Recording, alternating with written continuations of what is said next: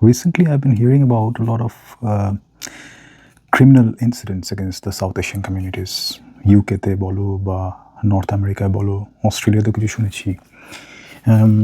যেমন ধরো সাদাম্পটনে fur right March, যেখানে ফার রাইট অ্যাজিটেটার্স, মানে এখানে ইউকেতে যেমন ধরো team Robinson, which you probably all have heard of. Even he gave interview to Indian media, showing his support for the right wingers in India as well. দেখো, এখানে আমি কোনো সাইড নিচ্ছি না, right wing, left wing, centrist, soft centrist, leaning right, leaning left, no views. আমি একজন বাঙালি who was not born in Kolkata, who was brought up in Kolkata entirely. I was born, আমার মা বাড়ি তখন ছিল ধানবাদ। তো সেই পার্সপেক্টিভ থেকে আমি 2016-তে ইউকেতে এসেছি। সো আমি অ্যারাউন্ড 10 বছর হলো এখানে আছি। সেই পার্সপেক্টিভ থেকে আমি কথা বলছি, একজন Bangali immigrant, from the perspective of Bengali, of an Indian immigrant in UK, settled in UK or staying in UK for the past 10 years, who is still on a work permit, যার এখনও আইলার সামনের বছর হওয়ার কথা। So at this point in time, we are under a lot of distress, under a lot of uncertainty because of a number of policies that the governments and the oppositions are discussing about. তো এই বিষয়টা নিয়ে কেন কথা বলছি বলো তো? Because এই বিষয়টা না খুব এখন অবভিয়াসলি এই দেশে খুব গরম টপিক, এবং তাছাড়াও শুধু গরম বা নিউজ স্কুপের মতো না বলে বলা উচিত যে এটা আমাদের কাছে, আমাদের জন্য অ্যাজ ইমিগ্রেন্টস, আমাদের কাছে খুব চাঞ্চল্যকর বিষয়, মানে খুব ডিস্ট্রেসিং বিষয়। কারণ প্রত্যেক দিন তুমি শুনতে পাচ্ছ কিছু না কিছু ঘটনা ঘটছে চারিদিকে। সেটা কিছুটা আমাদের জন্য হচ্ছে এবং আমরা দায়ী। অবভিয়াসলি এখানকার পলিটিক্স দায়ী, এখানকার পলিসিস দায়ী, মানুষকে দায়ী করা যায় না সব জায়গায়। সেই নিয়ে কিছুটা কথা বলি আমরা আজকে। এটা আমার first video on YouTube about my personal life in Britain. So আমি চেষ্টা করব এই সিরিজে, এই চ্যানেলে, me as an immigrant Bengali in UK, living here in for 10 years, আমার ছোটোবেলা থেকে বড়ো হয়ে ওঠা কলকাতায়, আমার মেয়ে এখানে বর্ন এবং বড় হচ্ছে, আমার ফ্যামিলি, আমার বন্ধুবান্ধব, আমরা এখানে দুর্গাপুজো করি, সব কিছু নিয়ে কথা বলবো। প্রত্যেকটা এপিসোডে কিছু না কিছু টপিক থাকবে। আজকের টপিক আমাকে যেটা ইদানিংকালে খুব ভাবিত করছে এবং প্রত্যেক দিন সত্যি এই প্রশ্নের সামনে দাঁড় করা আছে যে should I go back to my country, should I go back to Kolkata. সত্যি ভাবাচ্ছি, কিন্তু পালিয়ে যাওয়াটাই তো একমাত্র সলিউশন নয়। তা আরেকদিন গল্প করবো কেন এখানে আছি, কেন কলকাতায় নেই, এবং সেটা আরেকটা ভিডিও টপিক হতেই পারে। বাট আজকে দেখি কী ইনসিডেন্টস ইদানিংকালে ঘটছে এবং যা শুধু আমাকেই নয়, এখানকার প্রত্যেকটা ইমিগ্রেন্ট মানুষকে ভাবাচ্ছে, শুধু বাঙালি বলে নয়।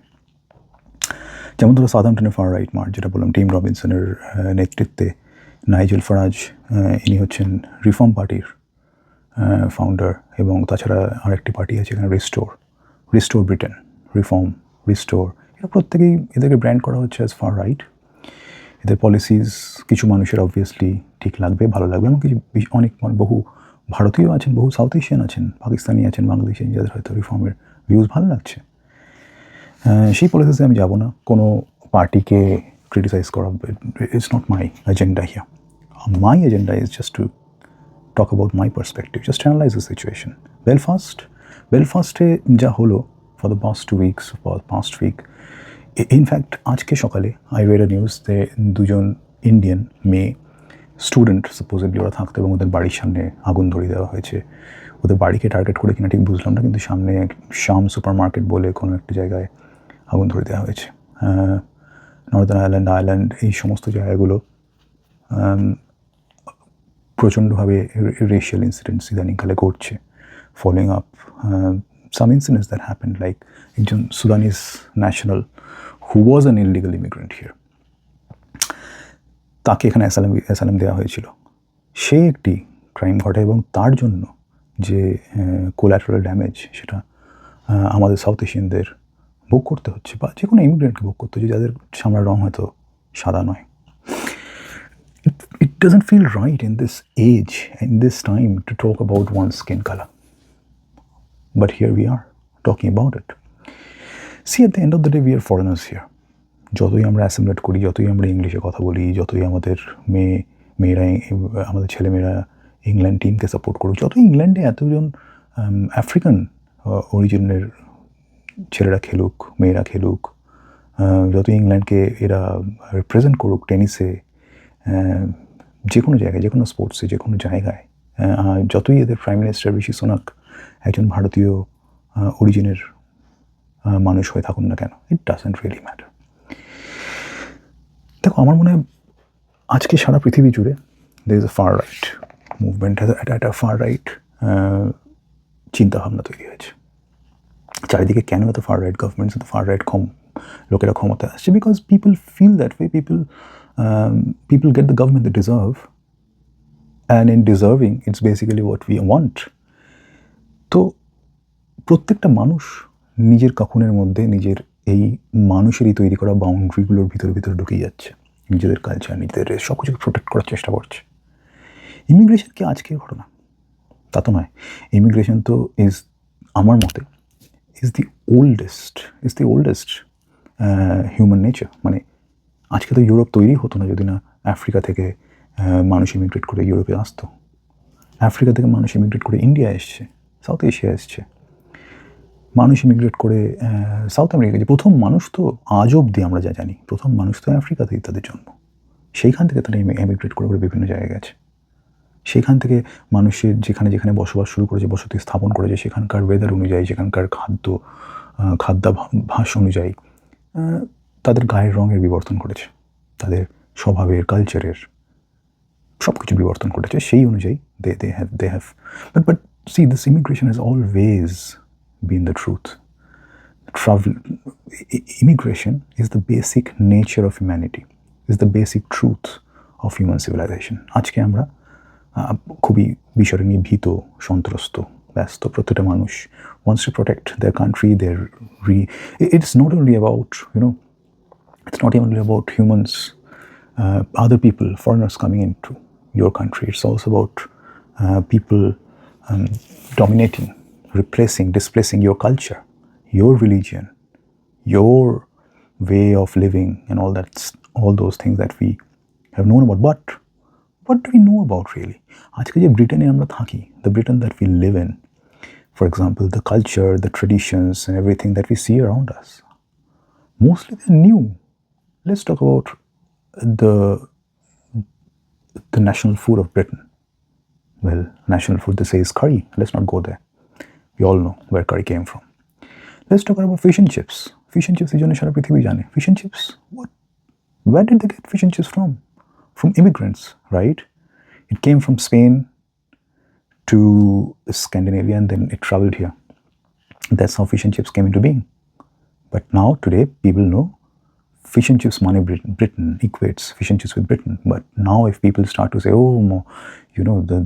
it's getting taken over by curries, it's getting taken over by South Asian food, by Korean food, by Polish food, whatever, blah, blah, blah, blah. Does it really matter? What are you talking about? তুমি বলছো fish and chips তোমার খাবার?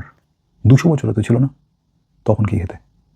তার মানে কি? তার মানে ব্যাপারটা হচ্ছে যে মানুষের পরিচিতি, এই যে আমাদের কালচারের পরিচিতি, এই যে আমাদের যা কিছু আমাদের পরিচিতি, যা নিয়ে আমরা গর্ব অনুভব করি, these things keep on changing, and these things keep on changing as cultures merge, তাই তো? তাই দিয়ে এক নতুন কালচারের সৃষ্টি হয়, বাঙালি কালচার, বাঙালি সভ্যতা। আজকে আমরা বাঙালিয়ানা নিয়ে আমি নিজে খুব গর্ব অনুভব করি। বাট বাঙালিয়ানা কী? কতদিন লেগেছে এই বাঙালিয়ানাকে ডেভেলপ করতে? আজকের এই বাঙালিয়ানা কতদিনের পুরনো? আজকে আমরা যা কিছুকে বাঙালি মনে করি, তার উদ্ভব, তার আবির্ভাব কতদিন হয়েছে, কতদিন আগে? দুর্গাপুজো এসেনশিয়ালি একজন হিন্দু বাঙালির কাছে বাঙালিয়ানা, তাই তো? দুর্গাপুজো কতদিন আগে এই বারোয়ারি দুর্গাপুজো শুরু হয়েছে। অনেক ব্লগ আছে, অনেক মানুষ এই নিয়ে কথা বলেন, সেখানে তোমরা দেখলেই জানতে পারবে যে বেশি দিন আগের ঘটনা নয়। তো এই যে আইডেন্টিটিগুলো আমরা এখন ধরে রাখার চেষ্টা করছি in the face of immigration, in the face of encroachment, these identities in itself are frail, are not very old. These are not like age-old things. Even the British language, the English language, is not like is coming on from eternity, right?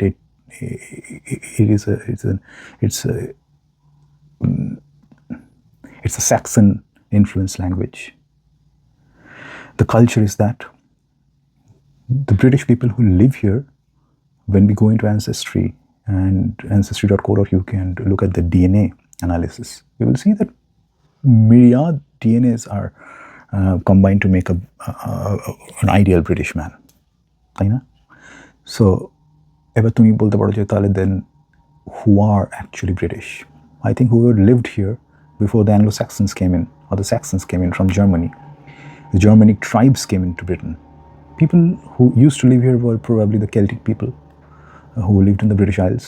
যারা এখন ওয়েলশে কথা বলে, যারা এখন gallic, Celtic এইসব ভাষায় যারা কথা বলে, তারা হয়তো এখানকার আদিম, এবং তারাও কি এখানকার? তারাও তো এসেছিল কোথাও না কোথাও থেকে, right? What are we fighting about? I think এই যে ফার রাইট মানসিকতাগুলো, এই মানসিকতাগুলো, এই যে নিজের ভেতর নিজে লুকিয়ে যাওয়া, সরে আসা, এই জিনিসগুলো না, obviously we all know is triggered by other insecurities, joblessness, আমাদের ইকোনমিক ডাউনফল। সরকার যখন খোঁচা মারে, যখন অন্যান্য জায়গায় ফেল করে, তখন যুদ্ধ লাগে। সে বাইরে যুদ্ধ লাগতে পারে ইরানের সাথে, কিংবা গৃহদাহ লাগতে পারে, যেমন ইমিগ্রেন্টদের এগেনস্টে খোঁচিয়ে দেওয়া তখন চারিদিকে পৃথিবীতে চলছে। সে তুমি কলকাতার কথাই বলো, বেঙ্গল পলিটিক্সও তাই, ঘুষপেটিয়া, ডোনাল্ড ট্রাম্পের পলিটিক্সও তাই আমেরিকাতে। ইমিগ্রেন্টস, মেক্সিকান ইমিগ্রেন্টস ওখানে বেশি একটা খুব বড় ব্যাপার, যার কোলাটারাল ড্যামেজ হিসেবে সাউথ এশিয়ানরাও আক্রান্ত। সে তুমি ইউরোপের কথাই বলো, ইউকে বলো, যে কোনো জায়গায় বলো, illegal immigrants. If you look at the data, actually interestingly কদিন আগে দেখা গেল যে নেট ইমিগ্রেশন ইউকেতে has dropped many folds, and still we see these things happening. Whenever a crime is committed, and yes, I agree, many crimes of recent have been committed by illegal immigrants. But তার মানে কি আর কেউ crime করছে না? এত crime তো regular ঘটছে না, কিন্তু সেই কথাগুলো মিডিয়াতে বলা হচ্ছে না। Media, although it tries to show its neutral face, is continuously ইন্ধন জুগিয়ে চলেছে সেই সেম ন্যারেটিভে যে সব দোষ ইমিগ্রেন্টদের। অথচ let me tell you very clearly about how the life of us legal immigrants are. I'm not talking about illegal immigrants. Maybe on some other day we'll talk about why illegal immigrants are in this country, why they take up that মানে এতটা কষ্ট করে ওরা এতটা টাকা খরচ করে, এমনি ফ্রিতে তো আসে না, প্রচুর টাকা খরচা করেই আসে, এবং এক পেরিলাস জার্নি পেরিয়ে আসে। It's not easy to come here, right? প্রচুর কষ্ট করে আসে। কিসের স্বপ্নে এত কিছু ছেড়ে তারা আসে? আমার এই ছোট্ট একটা অ্যানালজিতে আমরা বুঝতে পারবো। যেমন ধরো আজকে কলকাতা শহরে আমাদের ফ্লাইওভারগুলোর নিচে প্রচুর মানুষ বাসা বেঁধে আছে, আমরা দেখেছি। যাই না, এখন আমি ইদানিংকালে কলকাতায় যাইনি, আমাদের নতুন সরকার আসার পর শুনছি তো চারিদিক দিয়ে সবাইকে উচ্ছেদ করা হচ্ছে। তো আমি জানি না এখন তাদের দেখতে পাওয়া যায় কি না। আমি আনন্দবাজারের আর্টিকেলও পড়েছিলাম যে তারা রাতের অন্ধকারে বেরিয়ে এসে দিনের আলোতে তারা হয়তো বিভিন্ন জায়গায় কাজ করছে, এবং রাতের অন্ধকারে তারা লুকিয়ে যায় ওই গহ্বরগুলোর ভেতরে, এবং তাদের হয়তো সত্যি তারা হয়তো ইলিগাল সিটিজেন্স। কিন্তু তারা কেন, হয়তো তাদের গ্রামে একটা বাড়ি ছিল, তারা গ্রাম ছেড়ে কেন শহরে এসে রয়েছে? তারা নিজের দেশের সেফটি ছেড়ে কেন একটা ফ্লাইওভারের নিচে এসে ঝুপড়ি করে রয়েছে? কিসের তাড়নায়? So these questions are not easy. It's easy to say that we are not liable for what they are going through. আমার শহরকে নোংরা করো না, আমি ট্যাক্সের টাকা দিই। সেই টপিকটা ছেড়ে এই টপিকে আবার ফিরে আসি, সেটা আরেকদিন আলোচনা করা যাবে। কিন্তু এই টপিকে আবার ফিরে আসি, এখানকার এই দেশের সম্পর্কে বলি যে আমরা ইমিগ্রেন্টরা কিন্তু we are actually contributing probably the net contribution that we do is actually more than the citizens here. Because দেখো, when we come here, we have to pay a lot of money to get the visas for us, for our dependents, for our children. Company pay করে প্রথমে sponsorship, right? But then ধরো আমার মেয়ে জন্মালো, আমার মেয়ে হওয়ার পরে আমার মেয়ের জন্য আমাদের ইন্ডিয়ান পাসপোর্ট, তার টাকা লাগলো, এখানকার বার্থ সার্টিফিকেট টাকা লাগলো, এখানকার হেলথ সার্চার্জের জন্য একটা মোটা অঙ্কের টাকা দিতে হলো, যেটা ইন্ডিয়ান মানিতে যদি আমি দেখি তাহলে হবে 4 লাখ টাকা দিতে হলো। That's to buy the services of NHS, which is the National Health Services. তাই তো medical is not free for us. Our companies paid the IHS, the Immigration Health Services, Immigration Health Surcharge, যেটা to access the health services. আমার মেয়ের জন্য for the longest time we don't get any benefit. এখানকার লোকেরা যারা এখানকার citizen তারা 30 ঘন্টা সপ্তাহে ফ্রি পায় for child care. মেয়ে যতদিন না স্কুলের এজ হচ্ছে ততদিন তো চাইল্ড কেয়ার দিতে হয়, যেখানে দুজনকে আমাদের কাজ করতে হবে। এখানকার কস্ট অফ লিভিং যথেষ্ট হাই। সেই টাকা আমরা দিই, যেটা এখানকার লোকের দিতে হয় না। 30 ঘন্টা ফ্রি পায় তারা, আমায় দিতে হয়েছে। এখন এসে 3 বছর বয়স হওয়ার পরে আমরা 15 ঘন্টা ফ্রি পাই, কিন্তু বাকিটা দিতে হচ্ছে। 15 ঘন্টায় কিছুই যায় আসে না, বিকজ আমাদের তো কাজ করতে হচ্ছে 37.5 ঘন্টা দুজনকে, অ্যাটলিস্ট 38 ঘন্টা।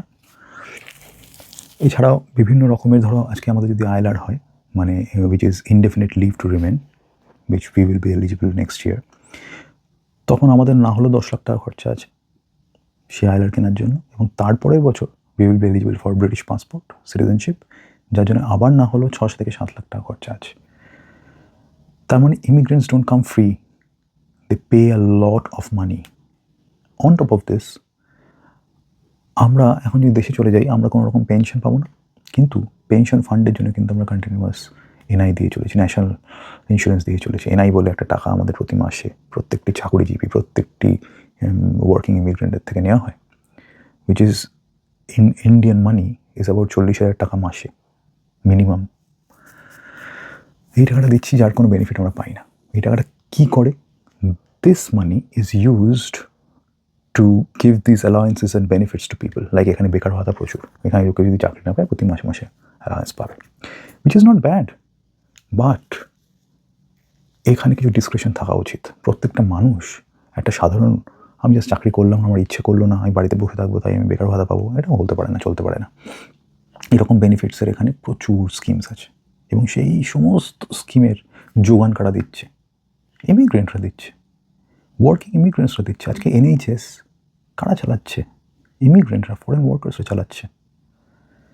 Everywhere you go, the kind of jobs the people here don't want to do or don't have the skills to do, both of them are being done by immigrants, skilled and unskilled. Now the unskilled labor path is closed down. So who will do the unskilled work? Them? No.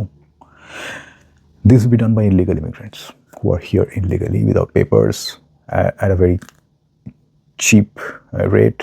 They will do the job. Governments will keep on eye-washing that these are your main problem, but probably not. এখানে আরও দুটো problem দেখা যায়। মানুষ এখানকার ছেলে মেয়েদেরকে, এখানকার কালচারটা একটু অন্যরকম। ওই নিয়ে আরেকদিন কথা বলবো যে এখানকার ছেলে মেয়ে বা আমাদের ছেলে মেয়েদের মধ্যে কী তফাৎ। আমি কোনোটার ফরই নই। আমি আমাদের ইন্ডিয়ান পেরেন্টিংয়ের ওই কাটথ্রোট কম্পিটিশনের ফরেও নই, আবার এখানকার পেরেন্টিংয়ের ওই পুরোপুরি রিল্যাক্সড একটা এনভায়রনমেন্টের রিল্যাক্সড সব কিছু, তারপরও পুরোটা নই। Somewhere in the middle, somewhere there is a balanced path. সেই ব্যালেন্স পাথটা এখানে কেউ ফলো করে না। হয় এখানকার ইন্ডিয়ান পেরেন্টসরা কাটথ্রোট কম্পিটিশনের মধ্যে ছেলে মেয়েদের ঢুকিয়ে দিয়ে গাদা পিটিয়ে ঘোরা করে দিচ্ছে, এবং এখানকার যারা লোকাল তারা কিন্তু এখনও আগের ধাঁচেই চলছে যে হ্যাঁ ঠিক আছে, যারা সত্যি ব্রিলিয়েন্ট তারা ব্রিলিয়েন্ট হবে, আর যারা সত্যি সেমন কিছু নয় তারা খেলবে, গান গাইবে, নাহলে বেকার ভাতা পাবে। সমস্যাটা কী হচ্ছে জানো তো? তার জন্য আস্তে আস্তে সমাজটা পাল্টে যাচ্ছে। এখানে সমাজের মাথায় প্রত্যেকটা বাড়ি ইমিগ্রেন্টরা বসবে, বা সেকেন্ড জেনারেশন ইমিগ্রেন্টসরা বসবে, থার্ড জেনারেশন ইমিগ্রেন্টসরা বসবে, এবং তাদের জন্য এদেরকে কাজ করতে হবে, এবং তখন কিন্তু রাগটা আরও বাড়বে। অ্যালাওয়েন্সে, বেকার ভাতায় কাউরই কিন্তু সেই স্যাটিসফ্যাকশন আসে না। বসে বসে বিয়ার খেয়ে পাবে গিয়ে ফুটবল থেকে রাগই তৈরি হয় at the end of the day. কত তুমি ডিস্ট্র্যাক্ট করে রাখবে? কস্ট অফ লিভিং বাড়ছে, কতদিন চলবে? সব রাগ এসে ইমিগ্রেন্টদের উপর পড়বে। তাই ভাববার সময় এসছে যে আমাদের খুব ওই শাকের করাতের মতো অবস্থা না এখন। আমরা দেশেও ফিরতে পারছি না, কারণ কি দেশেও সেই রকম চাকরি বাকরি তো কোথায় নেই তো। আজকে যে এখানে আর শুধু চাকরি বাকরির কথা না, হয়তো গিয়ে পেয়েও যাবো, হয়তো গিয়ে ভালোই একটা লাইফ থাকবে কলকাতায়, বাট দুটো জিনিস আমাকে ভাবায়। এক হচ্ছে আজকে মেয়ে যত বড় হবে, মেয়ের সেফটি নিয়ে আমাকে অত ভাবতে হবে না। এই বাসে ট্রামে মানুষের প্রেডারি মনোভাব আর এত নারী নিরাপত্তা নিয়ে প্রশ্ন, ও কি পড়ছে, ও কীভাবে কথা বলছে, ও কি ভাবছে, ও কি বলছে, সব কিছু নিয়ে এত আমায় ভাবতে হবে না। এখানে গভর্নমেন্ট ক্রিটিসাইজ করলে কালকে গুন্ডা চলে আসবেন বাড়িতে, বা কেউ এসে দুপুরবেলা যাচ্ছে। সেদিনকে দেখলাম একটা ইউটিউব ব্লগে একটি মেয়ে নিউ টাউন দিয়ে হাঁটছিল মুখে ওড়না বেঁধে, তাকে বলা হয়েছে যে ও ডাবল ইঞ্জিন সরকার চলে এসছে, এবার এই হিজাব পরা মেয়েদের সব একে একে রেপ করব। এই ধরনের নোংরা কথাবার্তা, নোংরা মানসিকতার মুখোমুখি হতে হবে না, ভাবতে হবে না। কখনো বলতে হবে না ওকে যে কারোর সাথে কথা বলিস না, কাউকে ভরসা করিস না। I can give her that freedom in life to live a life like any other child in the world. I don't have to be overprotective of her just because she is a girl child. সেই ডিফারেন্সিয়েশনটা আমায় করে দিতে হবে না। হ্যাঁ, obviously এখানেও কি সতর্কতা দরকার নেই? নিশ্চয়ই আছে, অবভিয়াসলি আছে, আমি অস্বীকার করছি না। কিন্তু I know the state in my country. That's one reason, number one reason for me. Number two reason is also for her is that the pollution. আমাদের দেশে মানুষের বেসিক রাইট, এয়ার কি শ্বাস প্রশ্বাস নিচ্ছি সেটা নিয়ে ভাবা হয় না, জাস্ট ভাবাই হয় না। মানুষকে জাস্ট মাস মার্ডার করা হচ্ছে এয়ার কোয়ালিটির নামে। এই জিনিসটা থেকে মেয়েকে দূরে রাখতে পারবো, অ্যাটলিস্ট ওকে 15 বছর 20 বছর এক্সট্রা আয়ু তো দিয়ে দিতে পারবো, এইটুকু তো আমি করতে পারি। হ্যাঁ, এর এগেনস্টে প্রচুর আর্গুমেন্টস আছে। যেদিনকে ওই স্কেলটা বেশি ভারী হয়ে যাবে আর একদিকে ফিরে চলে যাব। এখানে যদি প্রত্যেক দিন ভয়ে থাকতে হয়। একটা গল্প ছিল না, শহুরে ইঁদুর আর গেঁয়ো ইঁদুরের মধ্যে, যে গেঁয়ো ইঁদুরের বাড়িতে তো খুব সাধারণ খাওয়া দাওয়া আছে, যখন শহুরে ইঁদুরের বাড়ি গেছে গিয়ে খাবার তো খুব সুন্দর সুন্দর পাচ্ছে, কিন্তু প্রত্যেকদিন ভয় বাঁচতে হচ্ছে। এই বুঝি কুকুরটা যে ঘ্যাঁক করে ধরলো, এই বুঝি বিড়ালটা যে ঘ্যাঁক করে খেয়ে নিল খপ করে। এই নিত্যদিন ভয় বাঁচাচ্ছে, শান্তিতে কম খেয়ে বাঁচা ভালো, সেটাই মানি, বিশ্বাস করি। কিন্তু যেহেতু আজকে আমার সন্তান আছে, বিশেষ করে কন্যা সন্তান, আমার মনে হয় আমার দায়িত্বগুলো বেশি, ভাবনা চিন্তাটা বেশি। আমরা দুজন যদি একা থাকতাম, আমরা এর আগেও একবার ইন্ডিয়া ফিরে গেছি, 1 বছরের জন্য ছিলাম গিয়ে। তার অনেক রকম চ্যালেঞ্জেস আছে, অনেক কিছুই আছে। যেমন বললাম, এখানে থাকার একটা বাইং পাওয়ার আছে, পারচেজিং পাওয়ার আছে, যেটা ইনর্মাস। যখন আমরা অন্য কোথাও বেড়াতে যাই পৃথিবীতে, তখনই আমরা নিজেদেরকে বেশ ভালো লাগে, কারণ কি সব কিছুই মনে হয় দাম একটু কম, বা আমার পাউন্ডের পাওয়ারটা একটু, পারচেজিং পাওয়ারটা একটু বেশি। দ্বিতীয়ত, আমার এখানে যখন ব্রিটিশ পাসপোর্ট হবে, আমার এই ব্রিটিশ পাসপোর্টের রিচ অনেক বেশি। তো এইসব অ্যাডভান্টেজেসগুলো তো আছে। সেগুলো ভেবেচিন্তে সব কিছু নিয়েই আমরা এখানে এসেছি। সব কিছু ভেবেচিন্তে আবার ডিসিশন নিতে হবে, এখানে থাকবো না ফিরে যাব। প্রত্যেকটা মানুষই এই নিয়ে ভাবনা চিন্তা করে, যে যাই বলুক না কেন। এবং আজকের এই কন্টিনিউয়াসলি বদলানোর পৃথিবীতে এটা নিয়ে ভাবতেই হবে, কিছু করার নেই। তবে এটাও সত্যি যে এর আগে যখন এই সব ঘটনাগুলো ঘটতো, এর আগেই ঘটেনি, আমি যা বললাম যে হিউম্যান নেচার অনুযায়ী, হিউম্যান হিস্ট্রি অনুযায়ী সবসময়ই এই ইমিগ্রেশন কন্টিনিউয়াস ঘটেছে। It's a perpetual truth of human civilization. Nothing has changed. It has always been the same. আজকে হঠাৎ কী চেঞ্জ হয়ে গেল? কিছুই চেঞ্জ হয়নি, একই আছে। আজকে হয়তো খবরগুলো একটু তাড়াতাড়ি পৌঁছে যাচ্ছে আমাদের কাছে। আজকে পেপারে প্রোপাগান্ডা আইটেমস লিখতে হচ্ছে না, নিউজটা লিখতে হচ্ছে, কালকে সকালে বসে পড়বো, ইমিডিয়েট আসছে। এবং তাদের ভয়ের পরিস্থিতি আরও বেশি তৈরি হয়। তুমি যখন কোনো কিছু আর্টিকেলে পড়ো, আর যখন কোনো কিছু চোখের সামনে ভিডিওতে দেখো, তার ইম্প্যাক্টটা অনেক বেশি। তাই চিন্তাভাবনাটাও বেশি। যতই নিজেকে বোঝাই র্যাশনালি, সব মানুষ তো র্যাশনাল নাও হতে পারে, সবাই তো একভাবে নাও ভাবতে পারে। তাই এখানকার যে সমাজ ব্যবস্থা, এখানে একটু কমিউনিটি সমাজ ব্যবস্থা, প্রত্যেকে নিজের কমিউনিটিতেই থাকে আবদ্ধ, একে অপরের সাথে মেশামেশিটা খুব বেশি হয় না। ইউকেতে অ্যাটলিস্ট যতই তুমি চেষ্টা করো, it's limited to a certain extent, it's limited beyond a point. So I think the solution is that we have to keep the door to our country open always keep our mind open that one day we might have to go back, or we might choose to go back if things become very unpredictable here.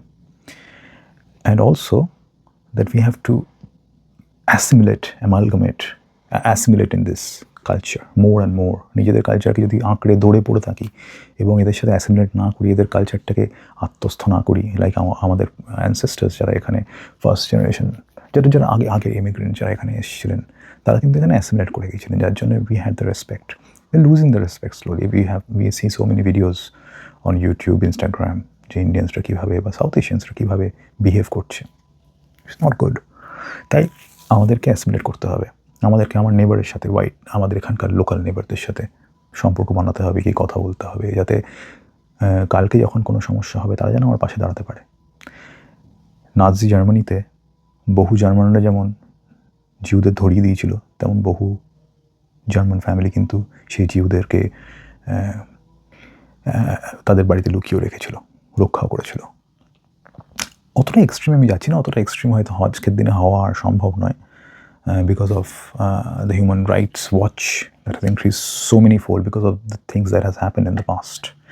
People, especially in Europe, don't want that to be repeated. So I'm not saying we will be going একদিন ওই পথে যাব, একেবারেই মনে হয় না আমার। বরং এখানে তো কন্টিনিউয়াস দিনে দিনে প্রেজেন্স বাড়ছে ইমিগ্রেন্টদের, তো মনে হয় না সেই জায়গায় আমরা যাব। বাট একটা নেবারে ডিস্ট্রাস্ট, হ্যাঁ, একটা এনমিটি, একটা ডিস্ট্রাস্ট, একটা এই যে এগুলো তৈরি হওয়া তো ঠিক না, শোভনীয় নয়। আমার মেয়ে এখানে বড় হবে এবং দিনে দিনে যদি এই ট্রাস্টের অভাব দেখা দেয়, তাহলে ওর বড় হওয়াটা কেমন হবে? তাহলে ও আস্তে আস্তে যত মিসট্রাস্ট তৈরি হবে, তত তো নিজের কমিউনিটির মধ্যে ঢুকে যাবে, নিজের স্কিন কালারের লোকেদের সাথেই গল্প করবে। Is that a healthy environment to grow up? No, that's also not very healthy. So আমাদেরই দায়িত্ব, আমাদের এই চেঞ্জিং এনভায়রনমেন্টে, এই যে কন্টিনিউয়াসলি এমন ক্রাইমসগুলি সামনে আসছে যেখানে কোনো ইলিগাল ইমিগ্রেন্ট বা কোনো ইমিগ্রেন্টে সেই ঘটনাগুলো ঘটাচ্ছে। যেমন বিক্রম ডিগোয়া ইদানিং এই গত ডিসেম্বর মাসে একজনকে হত্যা করেছে, খুব চলছে এই নিয়ে। কদিন আগে এই সুদানিস ইলিগাল ইমিগ্রেন্ট এই ঘটনাটি ঘটিয়েছে, এবং গত বছরের বেশ কয়েকটি ঘটনা আছে এবং কন্টিনিউস ঘটে চলেছে। এই কথাগুলোই কিন্তু মিডিয়াতে বলা হবে, বারবার করে দেখানো হবে। এই পরিস্থিতিতে আমাদের ওপর কোলাটারাল ড্যামেজ হবে, রেসিস্ট অ্যাটাকস, স্লার্স, ব্যাকা কথা, হ্যাঁ, অনেক কিছু শুনতে হবে, দেখতে হবে। কিন্তু আমাদের দায়িত্ব, আমাদের কর্তব্য হচ্ছে, বা আমাদের দায়িত্ব হচ্ছে, বা আমাদের করণীয় হওয়া উচিত যে আমরা কন্টিনিউয়াস নিজেদেরকে আরও ওপেন আপ করবো। আমরা যদি দুর্গাপুজো করি, ঈদ করি, আমরা নিজেদের মধ্যে বসে থাকবো না, আমরা সকলকে ডাকবো, নিমন্ত্রণ জানাবো, বলবো এসে দেখো আমাদের কালচার কেমন, we are inclusive as well, এসো, লেটস সেলিব্রেট ইট টুগেদার। আমি যদি তোমার ক্রিসমাস একসাথে সেলিব্রেট করি, তুমি তোমায় বাধা দাওনি, কোথাও বলোনি, তাহলে আমি বা কেন তোমায়, আমি কেন চাইবো না আমি যে সবাই আসুক, আমার সাথে একসাথে আনন্দ করুক, আমাদের উৎসবে সবাই মিলে একসাথে উৎসব করি। একটা নতুন কালচারের হয়তো আমরা হাঁটছি, সেটাকে আমাদেরকেই অ্যাক্সেলারেট করতে হবে, সেই অ্যাসিমিলেশনটা। তবেই আমরা একটা ভালো পৃথিবী করে তুলতে পারবো আমাদের ছেলেমেয়েদের জন্য, নিজেদের জন্য। In a fast changing world, it is always our responsibility to be part of that change, not for the negative, but for the positive.